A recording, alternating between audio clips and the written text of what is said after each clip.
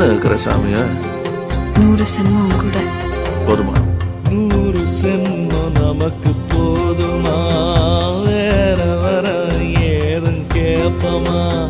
சகாவரம் கேப்போம் அந்த சாமிய